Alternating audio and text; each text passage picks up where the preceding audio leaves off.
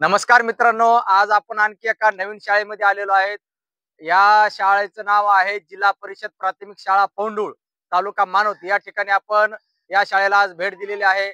या शाळेला भेट देण्यापाठीमागचे खास महत्त्वाचं कारण म्हणजे या शाळेतला एक विद्यार्थी आहे, ज्याचं नाव आहे गजानन नाणेकर आणि तो विद्यार्थी हुबेहूब सर्व काही पक्ष्यांचे आवाज काढतो.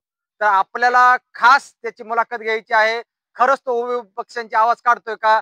चला तर आपण बघूया त्या विद्यार्थ्याकडे, त्याचे आवाज कशा पद्धतीने तो काढतोय पक्ष्यांचे, प्राण्यांचे. चला तर बघूया. हा तो विद्यार्थी आहे गजानन नाणेकर. हा विविध पक्ष्याचे आणि प्राण्यांचे हुबेहूब असे आवाज काढतोय. तर आपण बघूया खरंच तो तशा पद्धतीने आवाज काढतोय का. माझे नाव गजानन दिलीप नाणेकर. मी इयत्ता 6वी मध्ये जिल्हा परिषद प्राथमिक शाळा पौंडुळ इथे शिकतो. मी वेगवेगळ्या प्राण्यांचे पक्ष्यांचे आवाज काढून दाखवतो. सर्वप्रथम कावळा.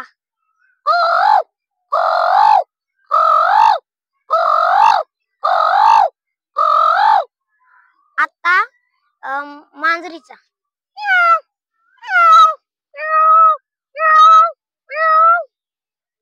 आता आता कुत्र्याच्या पिल्ल्याचा.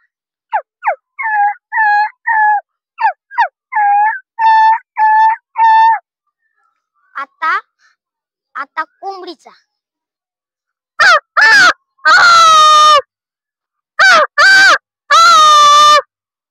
आता कबूतर.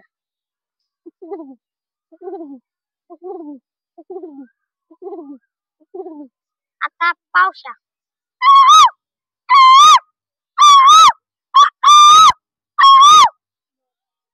आता मोर.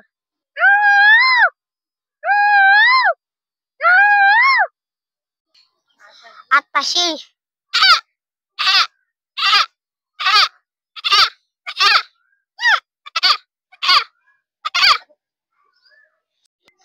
आता मी तुम्हाला चिपळ्यावर गाणं वाजवून दाखवणार आहे. पहिल्यांदा गाणं. रडू नको बाळा, अरे मी पाण्याला जाते.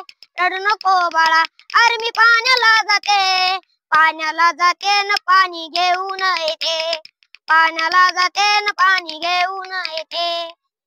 लोण्याचा गोळा तुला खायला देते.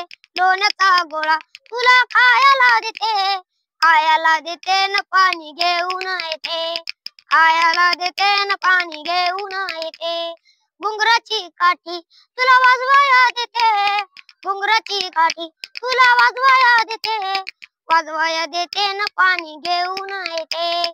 वाजवाया देते न पाणी घेऊन येते. मोराचे पिस तुला लावाया देते. मोराचे पिस तुला लावाया देते. लावाया देते न पाणी घेऊन येते. लावाया देते न पाणी घेऊन येते. सोन्याची बासुरी तुला वाजवाया देते. सोन्याची बासुरी तुला वाजवाया देते. वाजवाया देते न पाणी घेऊन येते. वाजवाया देते न पाणी घेऊन येते. वाजवाया देते न पाणी घेऊन येते.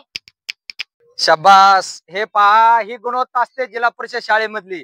हा जिल्हा परिषद शाळेमध्ये शिकणारा विद्यार्थी आहे आणि जिल्हा परिषद शाळेमध्ये शिकत असणाऱ्या विद्यार्थ्यामध्ये बहुअंगी कला असते.